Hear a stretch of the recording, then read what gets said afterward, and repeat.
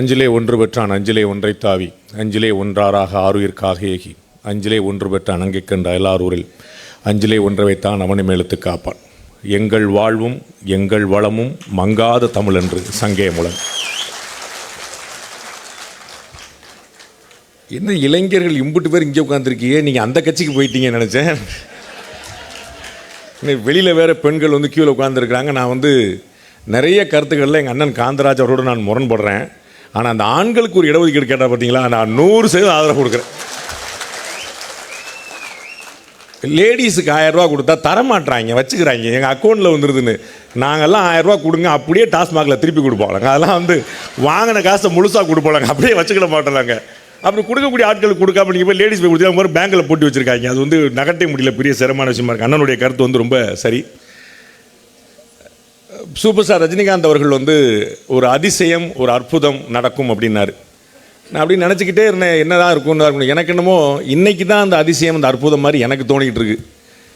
கீழே மாண்புமிகு முதலமைச்சருடைய படத்தோட எதிர ரங்கராஜ் பாண்டே பேசிகிட்டு இருக்கான். அது திமுக மேடையில் அப்படின்னா எனக்கே புரியல. இது ஆமாம், இப்படி நம்ம தான் நடந்துகிட்ருக்கா, இதான் நடந்துகிட்ருக்கா அப்படின்னு ஒரே ஆச்சரியம். 2 நாளாக எனக்கு ஃபோனு மேலே ஃபோனு. சார் உங்கள் பேரை டிஎம்கேக்காரங்க மிஸ்யூஸ் பண்ணிட்டாங்க. என்னங்க சொல்லி உங்கள் ஃபோட்டோ போட்டு அவங்க போட்டிருக்காங்க. நான் தாங்க சொன்னேன், நீங்களா? ஆமாம், குலத்ரோகி அப்படின்ட்டாங்க நம்மளை. நீயாடா இப்படி செஞ்ச அப்படின்னு பண்ணிட்டாங்க. எனக்கு அதில் எந்த தயக்கமும் இல்லை. முதல்வர் மேலே எனக்கு ஒரு பெரிய மதிப்பும் மரியாதையும் பாசமும் எப்போ உண்டு. முதல்வருக்கு என் மீது ஒரு பெரிய ஒரு அன்பு உண்டு. உங்கள் நிறைய பேருக்கு தெரியுமா இல்லையான்னு தெரில, இன்றைக்கும் ஒரு வீடியோ இருக்குது. கலைஞர் ஒரு பாடம் அப்படின்னு ஒரு வீடியோ போட்டிருக்கேன். தயவுசெய்து நீங்கள் பார்க்கணும். திமுக காரங்க கட்டாயம் பார்க்க வேண்டிய ஒரு வீடியோ. அது நான் போட்டனால நீங்கள் பார்த்துருக்க மாட்டீங்க. இவன் எப்படி நம்மளை பற்றி நல்லா சொல்லியிருப்பான் அப்படின்னு எனக்கு தெரியும். அதை மாண்புமிகு முதலமைச்சர் அவர்கள் பார்த்துருந்தாங்க. அதுக்கப்புறம் அமைச்சர் கூட அவங்கள்ட்ட இந்த மாதிரி பார்த்தீங்களான்னு கேட்டபோது அவங்களும் சொல்லியிருந்தாங்க. எனக்கு நான் ஒரு வகுப்பில் இருந்தபோது வரிசையாக ஃபோனு எனக்கு நான் அந்த எடுக்க முடியல. எடுத்து முடித்த பிறகு பார்த்தா நமக்கு நிறையா நண்பர்கள் தெரியாமல் இருந்தது. அப்புறம் ஒரு நம்பர் தெரிஞ்ச நம்பர் கேட்டபோது இப்படி மாதிரி சார் பேசணுன்னாங்க. அப்படின்னும் போது சார் பேசுனாங்க, இந்த மாதிரி நான் அந்த வீடியோ பார்த்தேன், ரொம்ப பிரமாதமாக இருந்தது அப்படின்னாங்க. அதோட முக்கியமான ஜோக் என்னென்னா, அப்புறம் என்ன பாண்டே எப்படி இருக்கீங்க அப்படின்னாரு. முதல்ல அடுத்தோன்னே சிஎம், நான் அமைதியாக இருக்கேனே அப்படின்னேன். பாண்டே அமைதியாக இருந்தால் நாடு தாங்காதே அப்படின்னார். இதை சொன்ன சிஎம்ங்க, நீங்கள் கலைஞருக்கு தான் நம்ம சொல்லுவோம்ல, அந்த மாதிரி கலைஞர் தான் அந்த மாதிரி சட்டையராக சொல்லுவாங்க அப்படின்னு பயங்கரம். அவர் சொன்னார், பாண்டே அமைதியாக இருந்தால் நாடு தானே, ஏன்னா அவ்வளோதான் இல்லை ஓரமாக உட்காந்துருக்கேன் அப்படின்னு சொல்லி சொன்னேன். அந்த மாதிரி ஒரு பெரிய ஒரு மதிப்பு வச்சுருந்தவங்க. நிறைய மூத்த பத்திரிகையாளர்கள் மாண்புமிகு முதலமைச்சர் சந்திக்கும் போது சொல்லியிருக்காங்க, இந்த மாதிரி பாண்டேட்ட நான் தொடர்பில் இருக்கேன், பாண்டே நம்மகிட்ட பேசுவார் ஓடி இருக்கேன்னு சொல்லிட்டு நிறைய பேர்ட்ட தன்னுடைய அன்பை பகிர்ந்துட்டு இருக்காரு. அது ரொம்ப முக்கியமான விஷயம். நிறைய ஃப்ரெண்ட்ஸ் எல்லாம் சொல்லியிருக்காங்க. இந்த என்னுடைய அப்பா இறந்ததுக்கு முதலமைச்சர் வந்திருந்தாங்க. அது திமுகவிலேயே பல பேருக்கு ஒரு பெரிய ஒரு மனநிறைவை கொடுக்கல. அதுக்கு எதுக்கு நம்ம போய்கிட்டு அப்படின்னு எங்கள் அண்ணன் சுபீரபாண்டியன் ஓப்பனாகவே சொல்லிட்டார். பாண்டேயோட அப்பா இறந்ததுக்கெல்லாம் போக முடியல, அவ்வளோ ஒர்த்து கிடையாது பாண்டே. எங்கள் அப்பா ஒருத்தர் நல்ல மனுஷன் பாவம், பாண்டே அவ்வளோ ஒர்த்து கிடையாது அப்படின்னு நினச்சி சொன்னார். அந்த ஒரு ஆச்சரியமான நாகரிகம் இங்கே பேசிக்கிட்டு இருக்கோம் மேடையில், அந்த ஆச்சரியமான நாகரிகத்தை கடைபிடித்தவர் நம்முடைய தமிழக முதலமைச்சர் அவர்கள். அவங்க அவங்கள தகவல் சொல்ல முடியல. நான் முதலமைச்சர் வராங்க, காலையிலேயே போலீஸ்லாம் போட்டாங்க. அப்போ நாங்கள் எங்களுடைய சாங்கியம்லாம் முடிச்சு நாங்கள் மதியமாக எடுத்துட்டோம். அப்புறம் சாயந்தரம் திரும்ப வந்தாங்க. அப்பா இருந்ததுனால அந்த சடங்குகள்லாம் பண்ணிகிட்டு இருக்கும்போது நாங்கள் ஃபோட்டோ விட்டு எதுவும் யோசிக்கலாம். அப்புறம் அப்பா எடுத்துகிட்டு போய் கடமெல்லாம் முடித்த பிறகு அப்படிங்கிறனால ஃபோட்டோ எதுவும் எங்கள்கிட்ட இல்லை. அப்போ நாங்கள் ஃபோட்டோக்கு சொல்லியிருந்தோம், அப்பாவுடைய ஃபோட்டோக்கு நாங்கள் ஃப்ரேம் பண்ண சொல்லியிருந்தோம், அது வரலை. சிஎம்முடைய பிஎஸ் ஃபோன் பண்ணி, அண்ணே வந்துக்கிட்டு இருக்கோம் அப்படின்னாரு. நான் எப்போனே கிளம்ப போகிறீங்க அப்படின்னேன். வந்துக்கிட்டு இருக்கோம்னே அப்படின்னாரு. வண்டி ஏறி புயல் போல் வந்துட்டாங்க. அதுக்குள்ளே எங்கால் ஃபோட்டோ எடுத்து வரச்சுக்குள்ளே என் தம்பிகள் ஃபோட்டோ எடுத்து பிளாக் பண்ணலாம் எடுத்து பாஞ்சு எடுத்து ஓடி நல்ல வேலை சிஎம் வர்றதுக்கு முன்னாடி ஃபோட்டோ மாட்டோம். அப்படி நாங்கள் தான் கஷ்டப்பட்டு பண்ணோம். அவனே உடனே வந்தாங்க, ரொம்ப நேரம் இருந்தாங்க, ரொம்ப நேரம் பேசினாங்க, ரொம்ப அக்கறையாக விசாரித்தாங்க எப்படி இருந்ததுன்னு. வீடு பார்த்துட்டு சொன்னாங்க. வெளியில் வரைக்கும் வாசல் வரைக்கும் போய் வழி அனுப்பினேன். ரொம்ப பெரிய மனநிறைவு ஏற்படுத்தினது. அவங்கள்ட்ட நான் சொன்னேன், பெரிய கௌரவம்னே அப்படின்னேன். அண்ணன் வந்தது ஒரு பெரிய கௌரவம்னே அப்படின்னேன். அதெல்லாம் இல்லை, இதை மாதிரி நேரங்களில் இல்லாட்டா என்ன அர்த்தம் அப்படின்னு சொல்லி சொன்னாங்க. அந்த பெரிய நயத்தகு நாகரிகத்தை கடைத்து விடுத்தவர் மாண்புமிகு முதலமைச்சர் அவர்கள். மாண்புமிகு அமைச்சர் ஒரு நாள் ஃபோன் பண்ணாங்க. அப்போ நான் ஃபோன் எடுத்தேன், ஒரு சினிமா ஷூட்டில் இருந்தேன். ஃபோன் எடுத்துட்டானே, சொல்லுங்கண்ணே அப்படின்னா, நான் உங்களை நேராக பார்க்கணும் அப்படின்னாங்க. ஆனால் அவ்வளோ பெரிய தப்புலாம் பண்ணியிருக்க மாட்டேன், எதாக இருந்தாலும் சொல்லுங்கண்ணே, நானே வந்துடுறேன் அப்படின்னேன். இல்லை நான் தான் வரணும் அப்படின்னாங்க. இல்லைண்ணே சொல்லுங்கண்ணே, நீங்கள் சொல்லுங்கள், நான் வந்துடுறேண்ணே, என்ன விஷயம் சொல்லுங்கண்ணே அப்படின்னா, இந்த மாதிரி நம்ம பிரதமருடைய முதலமைச்சருடைய பிறந்த நாளுக்கு வந்து இந்த மாதிரி நிகழ்ச்சி நடத்துகிறோம் அப்படின்னா, சரிண்ணே அப்படின்னு சொல்லிட்டு நான் உடனே சொல்லிட்டேன். அந்த ஸ்பாட் அப்படியே சரின்னு சொல்லிட்டு தேதி மட்டும் கொஞ்சம் முன்ன பண்ணி நம்ம சரி பண்ணிடுவோம் அப்படின்னு சொல்லிட்டு சொல்லியாச்சு. நான் ஒரு அவசரத்தில் பார்த்துட்டு 10/2 அப்படின்னு, அண்ணன் தான் தெரியுமில்ல எனக்கு, அவர் ஒரு பிறந்தநாள் வந்து ஒரு வருஷம் பூரா கொண்டாடுவார். இப்போயே சொன்னார்ல ஆகஸ்ட் வரைக்கும் கொண்டாடுறார் அப்படின்னு. ஆகஸ்ட் அக்டோபர் வரைக்கும் கொண்டாடுறீங்க, என்ன அக்டோபர் வரைக்கும் அப்படி போயிட்டு அடுத்த வருஷம் வரைக்கும் ஓடிட்டு இருக்கும்போது நான் எப்படின்ட்டு ஓகேன்னு சொல்லிட்டு அவனே பிப்ரவரியில் வச்சு பார்த்துட்டு 10/2 நான் தேதி குறிச்சேன். இன்றைக்கி 10/3 இல்லையா, 10/2 குறிச்சு வச்சிட்டேன். அதுக்கப்புறம் நானும் அண்ணனும் பேசிக்கலாம், அவங்க மட்டும் அவங்க வேலையை பார்க்குறேன். 10ஆம் தேதி எனக்கு ஒரு தென்காசியில் ஒரு நிகழ்ச்சி இருந்துச்சு. முடிச்சுட்டு ஃப்ளைட்டை பிடிச்சி ஏறி ஃப்ளைட் 1 ஹவர் லேட்டு அடிச்சு வச்சுட்டு சாயந்தரம் 12:30 மணிக்கு அண்ணனுக்கு, அண்ணே நிகழ்ச்சி எப்போண்ணே இன்னும் சொல்லவே இல்லையே பண்ணேன். எந்த நிகழ்ச்சி தம்பி அப்படின்னாரு அமைச்சர். என்னண்ணே பிறந்தநாள் நிகழ்ச்சி அப்படின்னேன். அது மார்ச் மாதம் கண்ணா, நீ ரொம்ப என்னோட ரொம்ப வேகமாக இருக்கு, மார்ச் மாதமா அப்படின்னு ஒரு அதிர்ச்சி அடைஞ்சு அப்போ இருந்து நான் வந்து ஃபாலோ பண்ணிட்டேன்னு ஒரு 3 நாளாக வந்து நிறைய போஸ்டர்லாம் பார்த்தோன்னே என்னோட நண்பர்கள்லாம் ரொம்ப அழைச்சாங்க. எனக்கு வந்து இந்த பத்திரிக்கையில் ரொம்ப பெரிய ஆச்சரியமான விஷயம் கிடச்சிது. நீங்கள் அந்த இன்விடேஷனை பார்த்துருப்பீங்க, வெளியே போர்டெல்லாம் பார்த்துருப்பீங்க. அந்த கருத்தரங்கத்தில் நிறைய பெருமக்கள் வந்து திமுகவுடைய அந்த புரோட்டோகால் ஃபார்மலை வந்து நான் சொல்லி ஆகணும். எவ்வளவு தான் வந்து வேலை இருந்தாலும் அவங்க வந்து அந்த கட்சியுடைய நிர்வாகிகளை மதிக்கக்கூடிய தன்மையோடு அண்ணன் துரைராஜில் ஆரம்பித்து, அந்த துணை மேயரில் ஆரம்பித்து, சட்டமன்ற உறுப்பினர்கள் ஆரம்பித்து, அமைச்சர் அவர்கள் எவ்வளோ பெரிய பேர் பட்டியல் ஆரம்பிச்சு. அவர் ஸ்பீச்சே மொத்தம் 10 நிமிஷம் தான், அதில் 8 நிமிஷம் பேரை மட்டும் தான் படிச்சிருக்காரு. ஆனால் அவ்வளோ பெருசாக லிஸ்ட் வந்து ஃபுல்லாக சொன்னாங்க. எல்லாரையும் மதிக்கணும், எல்லாரையும் கொண்டு வரணும். அந்த திமுகவுடைய பெரிய பலம் இந்த கட்டமைப்பு தான். அது அப்படியே இந்த கட்டுக்கோப்பாக வச்சுருக்காம பாருங்க. எம்ஜிஆர் அவர்கள் இருந்தபோது 3 தொடர் தேர்தல்களில் வந்து தோல்வி அடைஞ்ச பிறகும் வந்து திரும்பி வந்து எந்திரிச்சு வர முடிஞ்சதுன்னா இந்த கட்டமைப்பு தான் காரணம். அது வந்து எவ்வளோ பெரிய விஷயங்கள் இருந்தாலும் அது எந்திரிச்சு வர்றதுக்கான ஒரு பேக்கப் வந்து ஒரு பேக் போனாக இருக்கணும். அது வந்து பெரிய ஆச்சரியமான ஒரு கட்டமைப்பு. புரோட்டோக்காலில் ஃபுல்லாக ஃபாலோ பண்ணிட்டு யார் எப்படி மதிக்கணும் எப்படி சொல்லணும்னு கட்சி நிர்வாகிகள் தான் இங்கே சர்வ் பண்ணிட்டு இருக்காங்க. முன்வரிசைலாம் கொடுக்கும் பார்த்தீங்கன்னா அவங்க யாரும் வந்து வெளியிலேருந்து கொடுத்தவங்களை கட்சி நிர்வாகிகளே பண்ணிட்டு இருக்காங்க. அந்த மாதிரி அவங்க வேலையை எடுத்து செய்யக்கூடிய தன்மை அவர்கள் விட்டு திருவிழா போல. அமைச்சர் வந்து ஒரு வரி சொல்லியிருப்பார், என்ன நாளைக்கு வந்து நிகழ்ச்சி நடத்துகிறப்பா 5 பேர் பேச வர்றாங்கப்பா, ஏற்பாடு பண்ணியிருக்காங்க. அதற்கு பின்னாடி எவ்வளவு பேரோட உழைப்பு அப்படிங்கிறது அண்ணன் காந்தராஜ் சொன்னார். வழிநடுக வந்து அவ்வளோ பெரிய போஸ்டர், அவ்வளோ பெரிய பேனர், அவ்வளோ பெரிய சீரியல் லைட், அவ்வளோ டியூப்லைட்னு கட்சிக்காரங்க ஒவ்வொருத்தரும் நான் செஞ்சிடும் ஒவ்வொருடைய தன்முனைப்பு. அதான் ரொம்ப முக்கியமான விஷயம். ஸோ இவ்வளவு வைப்ரண்ட்டாக ஒரு பார்ட்டியை வந்து வச்சிருக்கிறது ரொம்ப முக்கியமான விஷயம். நான் வந்து பல கட்சி கூட்டங்களில் பேசியிருக்கேன். ஆக்சுவலாக வந்து நான் நடுநிலை பத்திரிகையாளன்னு சொல்லிகிட்டே இருப்பேன், யாரும் நம்ப மாட்டாங்க. உடனே தெரியும்ப்பா எங்களுக்கு எப்படிமாங்க, எப்படி பார்க்க முடியாது தம்பி இந்த பார்த்து சார் இது யாரும் எங்களுக்கு தெரியும் எப்படிமாங்க. நான் எவ்வளோ சொல்லுவேன் நடுநிலைன்னு. நான் நடுநிலைங்கிறது வந்து நம்பாமல் இருக்கிறது வந்து ஆக்சுவலாக வந்து இன்னைக்கு அப்புறம் நம்பியிருப்பாங்க. திமுக மேடையிலே போய் பாண்டே பேசிட்டு வந்துட்டேன், அப்போ கரெக்டு தான் போல தெரியுது அப்படின்னு. ஏற்கனவே வந்து இதே போல் அண்ணன் திருமாவளவனுடைய பிறந்தநாள் நிகழ்ச்சிக்கு ராத்திரி 7 மணிக்கு போனேன், ராத்திரி 2 மணி வரைக்கும் அங்கே இருந்தேன். அங்கேயும் வந்து அந்த மாதிரி வந்து அண்ணன் கூட இருந்திருக்கேன். ஸோ வந்து பிறந்தநாள் வாழ்த்து சொல்கிறது அப்படிங்கிறது வந்து ஒரு மரியாதை, ஒரு மரபு, அது ஒரு பெருமை. அதில் எனக்கு எந்த சந்தேகமும் இல்லை.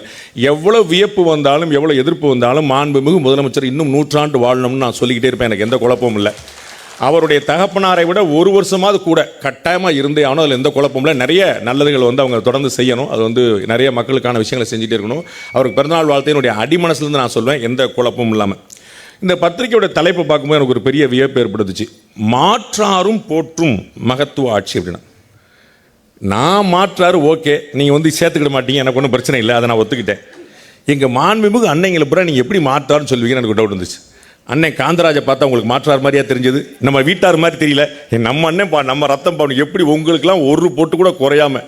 அண்ணன்லாம் யூடியூப்பில் வீடியோ போட்டாருன்னா நீங்கள் வந்து ஹெட்ஃபோன் போட்டு தான் கேட்கணும். பப்ளிக்கில் கட்டினா பக்கத்தில் சண்டைக்கு வந்துடுவாங்க, அடித்து துவம்சம் பண்ணி தொலைச்சி எடுத்து அண்ட் எல்லோரும் தலையில் கட்டி தொங்க விட்டுருவார். அவ்வளோ வந்து பயங்கர ஆச்சரியமாக இருக்கும். கல்கி பிரியனும் அதே மாதிரி தான். எதுக்கு அவர் மாற்றார், அவருடைய கம்யூனிட்டி அதுன்னு தெரியல, எனக்கு யோசிக்கல. ஹிந்து ராம் வந்து எப்படி மாற்றார் ஆவார்னு எனக்கு ஒன்றும் தெரியல. அவர் வந்து மவுண்ட் ரோடு மகாவிஷ்ணு ஒரு காலத்தில் சொல்லப்பட்ட ஒரு கலைஞரால். ஆனால் வந்து அவங்க எவ்வளோ தூரம் இணக்கமாக இருக்கிறாங்க. அண்டு சென்ட்ரல் கவர்மெண்ட்டை எதிர்க்கிறதுல உங்களுக்கு சளைக்காமல் ஒரு தனி மனிதனாக போராடிட்டு இருக்காரு. அடித்து போட்டு வச்சுட்டு அவர் வந்து எழுதுன்னு அசரவே மாட்டார். எங்கள் அண்ணன் நக்கீரன் கோபால் கேட்க வேண்டாம், அவர் எப்படி மாற்றான்னு போகிறதுக்கு மனசு வந்துச்சு எனக்கு தெரியவில்லை. எப்படி நீங்கள் சொல்லுங்கள், ஒருவேளை நீங்கள் தானே அதை வந்து பதில் சொல்லணும், எப்படி இருக்காங்க. ஒருவேளை கலைஞர் கூட ரொம்ப நெருக்கமாக இருந்துட்டார் அப்படிங்கிறதால ஏதாவது வந்துச்சான்னு தெரியல. அது வந்து தலைவருடைய பற்றி ரொம்ப நாள் கேப் ஆகி போச்சு அப்படின்னு நினைக்கிறேன். ஸோ இந்த பெருமக்கள்லாம் வந்ததில் வந்து ரொம்ப இன்ட்ரெஸ்டிங்கான விஷயம், நிறைய ஆச்சரியமான விஷயம். காந்தராஜ் அண்ணன் வந்து தீக்கான்னு கூட சொல்லலாம், அது வந்து திமுக கூட சொல்ல முடியாது, அந்தளவுக்கு பயங்கரமாக இருப்பார். இந்த நாட்டில் வந்து கருத்து சுதந்திரம் யாருக்கு முழுசாக இருக்குன்னா எங்கள் அண்ணன் காந்தராஜுக்கு மட்டும்தான் இருக்குது. அவர் வந்து பேசுவார். நிறைய கேஸ் போட்டெலாம் பார்க்குறாங்க, கம்ப்ளைண்ட்லாம் கொடுத்து பார்க்குறாங்க. அதான் கிடையாது, அவர் மேலாம் தொடமாட்டோம்னு. என்னென்ன அண்ணன் நம்ம ஆளுங்க அப்படின்னு. அவருக்கு வந்து அவ்வளோ பெரிய உரிமை. அடித்து துவம்சம் பண்ணி நான் கூட யோசிப்பேன், கொஞ்சமாக ஏதாவது யோசிப்பாருன்னு. அடிச்சு அது பெரிய அந்த பாரம்பரியம். அப்படி அது வந்து அமைச்சர் சொன்ன மாதிரி அவர் மூத்த தலைவர் பெருந்தலைவருடைய சகோதரர், அவருடைய சகோதரனுக்காகவே பயங்கரமாக அடி வாங்கியிருக்காரு. அவர் தான் இப்போ சொன்னார் பார்த்தீங்களா, நான் ஒன்றும் இல்லை, நான் மாட்டு படிப்பு உண்டு, நான் ஒன்று போயிட்டு இருக்கேன் அப்படின்னு சொன்னால் கூட, இல்லை நீ அவருடைய சகோதரர் தானே அப்போ அந்த திராவிட இயக்கத்தில் இருக்கும் அப்படிங்கிற மாதிரி வந்து அந்த கணக்கில் வந்து பயங்கரமாக அடி வாங்கி பெரிய விமர்சனங்கள் பண்ணவர். அவர் வந்து யூடியூப்பில் பேசினாருன்னு லட்சக்கணக்கில் வியூ போகுது, லட்சக்கணக்கில். நான் தொண்டை தண்ணி வைத்து பேசிக்கிட்டு இருக்கேன், கேட்க மாட்டேன்றாங்க. ஏன்னா அண்ணன் வந்து அவ்வளோ இன்ட்ரெஸ்டிங்காக பேசுவார். அடிச்சா வந்து சாமானிய நடையில் காமன் மேனுக்கு என்ன பிடிச்சோன்னு. நான் இறங்கி நடந்து வரும்போது பேசிகிட்டு இருந்தோம். அது மாதிரி படி ஏறுறது கொஞ்சம் சிரமமாக இருக்கிறார். ஏன்னா உங்கள் வயசில் அவன் இருப்பானானே தெரியல, நீங்கள் இந்த வயசில் வந்து இந்த போட்டுட்டு இருக்கீங்க அப்படின்னா அந்த வில் பவர் வந்து கலைஞர் அவர்களுக்கு இருந்துச்சு இல்லையா, அந்த வில் பவர் தான் அவர் வந்து பெருசாக நடத்திக்கிட்டே இருக்கு. வந்து கொஞ்சம் கூட அசராமல் தைரியமாக மனசில் பட்டதை அப்படியே வந்து கொண்டு போயிட்டே இருக்கிறாரு. ரொம்ப பியூட்டிஃபுல்லான விஷயம். ரொம்ப சுருக்கமாக மட்டும் நான் சொல்லிடுறேன், நிறைய விஷயங்களில் வந்து கொண்டு போக முடியல. 2026 வந்து நீங்கள் நினச்ச மாதிரி சுலபமாக இருக்க போகிறது இல்லை. இல்லை, ஒரு பெரிய சேலஞ்ச் வந்து காத்துட்ருக்கு. ஆனால் என்ன ஒரு விஷயம் அப்படின்னா, எப்படி 2021க்கு முன்னாடி முதலமைச்சருக்கு வந்து ஜாதகம் இல்லை, அவர் ராசி இல்லை, அவர் கட்டம் இல்லைன்னு சொல்லிக்கிட்டே இருந்தாங்க. ஆனால் 2021 எல்லாத்தையும் தாண்டி அவர் முதலமைச்சராக ஏறி உட்கார்ந்துக்கிட்டார். அதே மாதிரி 2026 அவ்வளோ சுலபம் இல்லை அப்படின்னு நான் நினைக்கிறேன். ஆனால் வடிவேல் ஒரு படத்தில் சொல்கிற மாதிரி, அவன் எடுக்கிற முடிவு நமக்கு சாதமாக தான் இருக்குது அப்படிங்கிற மாதிரி. எதிரில் விளையாடுற விளையாட்டு வந்து எனக்கு புரியவே இல்லை. அவங்க வந்து இந்த நேற்று நடந்த சாம்பியன்ஸ் டிராஃபி மேட்ச் நடந்த மாதிரி இருந்துச்சுன்னா நமக்கு புரியும், இது இந்தியா, இது பாகிஸ்தானு, இது இங்கிலாந்து, இது நியூசிலாந்து புரியும். இது ஐபிஎல் மாதிரி இருக்குது, ஒரே டீமில் எல்லாரும் இருக்கான், ஒரே டீமில் எல்லாரும் இருக்கான். எந்த டீமில் இருக்கிறவன் யாருக்கு விளாட்றானே தெரிய மாட்டுது. அவங்க ஏதோ அவங்க டீமுக்கு விளாட்றாங்களா இல்லாட்டி உங்களுக்காக விளாட்றாங்கன்னே தெரிய மாட்டுது. அவங்க மட்டும் ஒரு பாலை போடுறாங்க, பார்த்தா இன்னும் இந்த பால் இந்த பக்கம் போது போட்டு செல்ஃப் கோல் அடிக்கிறாங்க, அந்த மாதிரி அடிச்சிருக்காங்க. பயங்கர ஆச்சரியமாக இருக்குது. எதிரில் வந்து ஒரு பெரிய பிளவுபட்ட தன்மை இருக்குது. அது உங்களுக்கு ஒரு பெரிய சாதகம். எதிர்முனை வந்து சாதாரணமாக ஒரு நாளாக வந்து நிற்குது. 5 முனை போட்டி நமக்கு நடந்துச்சு அப்படின்னா 2019, 2021, 2024 மாதிரியே 2026 வரக்கூடிய வாய்ப்பு இருக்குது. அது வந்து எதிர இருக்கிறவங்கள பொறுத்து. எதிர இருக்கிறவங்க ஆளுக்கு ஒரு கேம் ஆடுறதுனால அப்படி இருக்குது. பட் வந்து அவங்க ஒரு அலையன்ஸாக சேர்ந்தாங்கன்னா அது வேறு மாதிரி இருக்கக்கூடிய வாய்ப்பு இருக்குது. ஒரு பெரிய டஃப்பான காம்படிஷன் வரக்கூடிய வாய்ப்பு இருக்குது. ஏடிஎம்கே பிஜேபிலாம் சேருவாங்களா? ஏடிஎம்கே வந்து விஜய் அவர்களுடைய வருகையாக காத்திருக்கு. விஜய் வந்து நம்ம எதுக்கு அடுத்தவங்களை முதலமைச்சராகணும், நம்மளே முதலமைச்சராகலான்னு பார்க்குறாரு. அதுக்காக வந்து போன வருஷம் உங்கள் கூட, போன தேர்தல் உங்கள் கூட இருந்தவர் இந்த தேர்தல் அவங்க கூட இருக்கிறாரு. அது வந்து ஒரு பெரிய ஒரு கான்ஃபிடன்ஸ் எல்லாரும் கொடுத்துருக்கு. ஸோ பிரசாந்த் கிஷோரே வந்திருக்கிறாரு, 2021 உங்கள் கூட இருந்தார் அப்படின்னு. ஒரு கட்சியில் வந்து திமுக எப்பயுமே அப்படி தான், நம்ம 2 தடவை பார்க்கும், இது என்னென்னு செய்யும், தொழில் கற்றுக்கணும், அப்புறம் அவங்களே செஞ்சுருவாங்க. 2021 வந்து பிரசாந்த் கிஷோர் வந்து என்ன பண்ணாருன்னு பார்த்தாங்க. அதுக்கெல்லாம் அவ்வளோ செலவழிக்க முடியாது, அடுத்ததில் நாங்களே பார்த்துக்குறோம், இவ்வளோ தானே, எப்படி நாங்களே பார்த்துக்கிறோம். சார் இந்த வருஷம் எதுவும் நமக்கு வந்து எலெக்ஷனுக்கு வந்து ஏதாவது ஆஃபர் இருக்காப்புல? இல்லை, நாங்களே பார்த்துருவோம். என்னங்க அப்படி நாமளே கம்பெனி ஆரம்பிச்சாச்சுப்பா, போர்டை மாற்றியாச்சு போ. அந்த மாதிரி வந்து செல்ஃபில் வந்து போட்டு அடித்தாங்க. 2021 எனக்கு நல்லா ஞாபகம் இருக்குது. அவங்க வந்து காந்தராஜ் அண்ணன் சொல்லும்போது சொன்னாங்க, நான் வந்து ஸ்டாலின் அப்படின்னு பேரை சொல்லிட்டேன்னு வருத்தப்படாதீங்கன்னு. அங்கே வந்து நிறைய பசங்களாக இருந்தாங்க. நீங்கள் வந்து உங்களுக்கு தெரிஞ்சிருக்கும், இங்கே இருக்கக்கூடிய நிர்வாகிகள் பெருமக்கள் நிறைய பேர் தெரிஞ்சிருக்கும். அந்த டீமில் வந்து பிரசாந்த் கிஷோருடைய டீமில் நிறைய பசங்களாக இருந்தாங்க. அவங்கெல்லாம் வந்து ஃபோன் பண்ணி பேசும்போது கட்சிக்காரங்க வந்து வேறு மாதிரி பேசுவீங்க. நீங்கள் எப்பயுமே தளபதி தான் சொல்லுவீங்க, தலைவர் தான் சொல்லுவீங்க, முதல்வர் தான் சொல்லுவீங்க, வேறு வார்த்தை சொல்ல மாட்டீங்க. அவங்கெல்லாம் வந்து ஃபோன் பண்ணும்போது நாங்கள் ஸ்டாலின் ஆஃபீஸ்லேருந்து பேசுவோம்னாங்க. இப்போ நிறைய மாவட்ட தலைவர்கள்லாம் சண்டைக்கு போயிட்டாங்க. சார் இப்போ யாருக்கா வேலை பார்க்க வந்திருக்காங்க, நமக்காக பேர் சொல்லி சொல்கிறா அப்படின்னு. அவங்களுக்கு இந்த ஃபார்முலாம் தெரியல, அவங்களுக்கு வந்து ஒரு வேலை, ஒரு அசைன்மெண்ட் போயிட்டு இருப்பாங்க. ஸோ அதெல்லாம் பார்த்தாங்க. சரி எதுக்கு பார்த்து நம்மளே வந்து நமக்கு நாமே தானே தலைவர் வச்சுக்கிட்ட பேர், நமக்கு நாமே, அதனால் நம்மளே பண்ணி விடப்பா, எதுக்கு நமக்கு தெரியாது தேர்தல் அரசியல் அப்படின்னு. எதிர்க்கட்சிகள் எல்லாருமே வந்து பெருசாக முதல்ல கவனம் செலுத்தினது வந்து, நான் 2 விஷயம் சொன்னேன். திமுக கூட்டணி உடையாமல் யாருக்கும் வெற்றி இல்லை. திமுக கூட்டணி உடையாமல் யாருக்கும் வெற்றி இல்லை. அதிமுகவை கூட்டணியை சேர்க்காம யாருக்கும் வெற்றி இல்லை. ஸோ வந்து வேற யாராவது ஒருத்தர் வந்து போயிடுவாங்க. இதை யோசிச்சுட்டு திமுக கூட்டணி எப்படியாவது ஒட்டச்சிடணும் அவங்களும் வந்து துப்பாக்கி எடுத்து வர்றாங்க, ஏக்க படிச்சு விட்டாங்க, பீரங்கி எடுத்து வர்றாங்க. ஒரு வாரம் முன்னாடி வரைக்கும் அண்ணன் மாசு வந்து எல்லாரையும் வரிசையில் கூட்டு வச்சு மொத்தம் 38 பேர் எல்லாம் வரிசையில் இருக்கீங்க, எல்லாம் ஆல் ரைட், எல்லாம் அட்டெண்டன்ஸ் போட்டு சார் ஆல் ஃபுல் அட்டெண்டன்ஸ் அப்படின்ட்டு.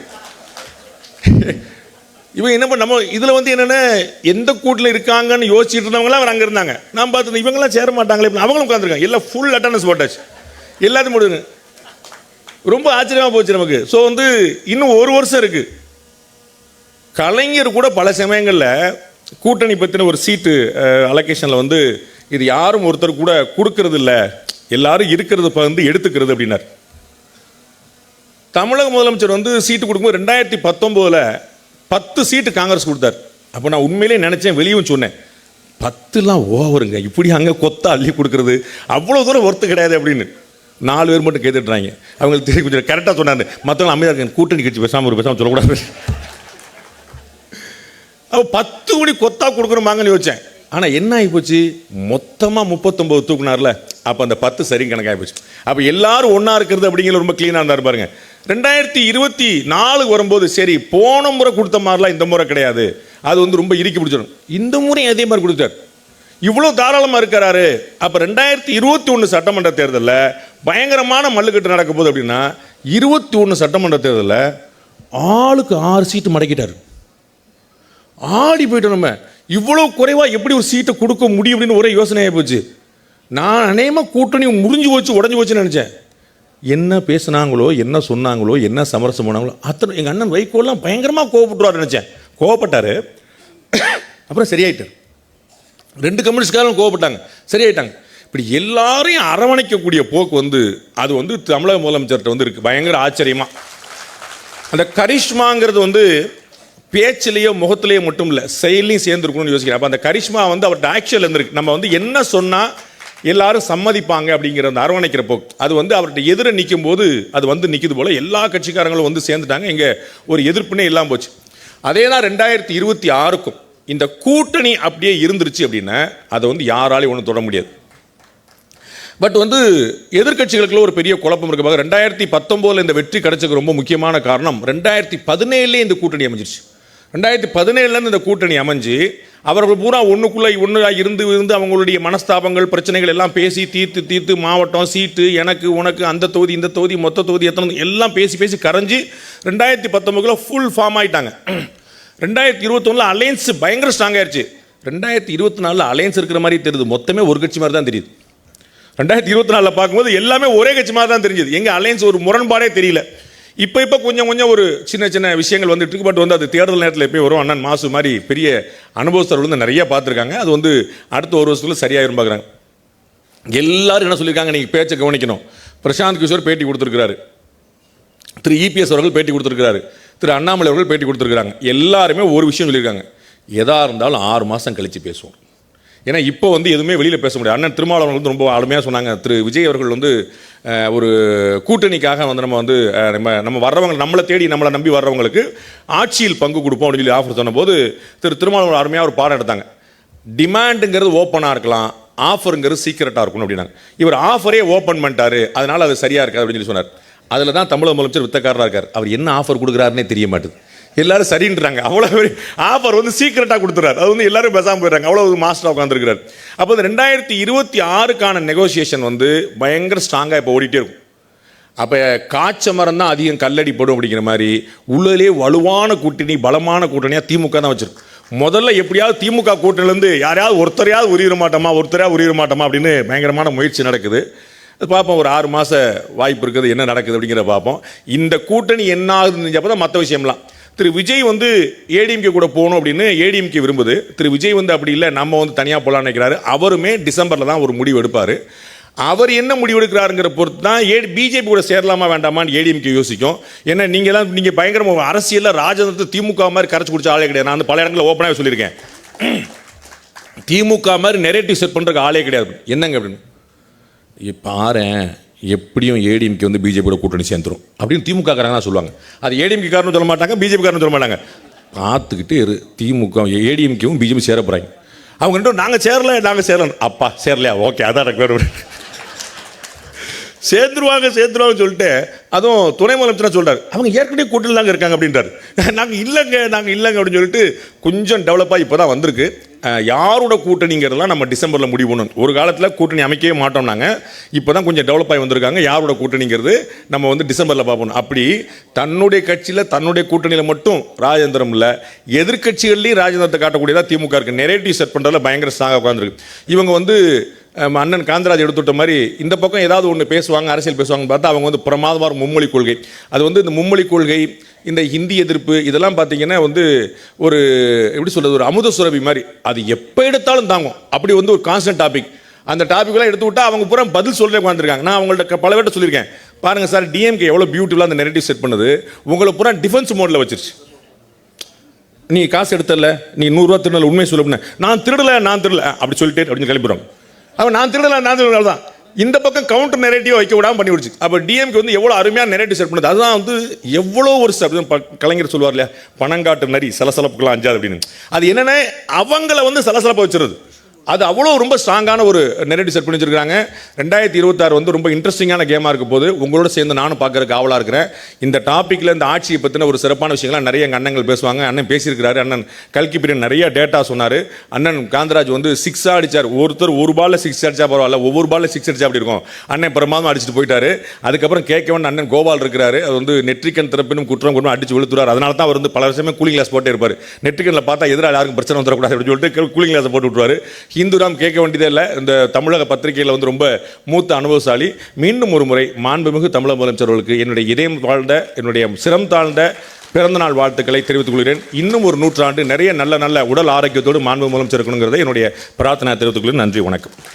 துல்லியமாக தினசரி நடப்பு நிகழ்வுகளையும் கல்வி, விளையாட்டு, அரசியல், வாழ்க்கை முறை, மருத்துவம், தொழில்துறை, சினிமா, பொழுதுபோக்கு போன்ற பல்வேறு நிகழ்ச்சிகளையும் உடனுக்குடன் காண கேப்டன் டிவி மற்றும் கேப்டன் நியூஸ் சமூக வலைத்தள பக்கங்களோடு இணைந்திருங்கள்.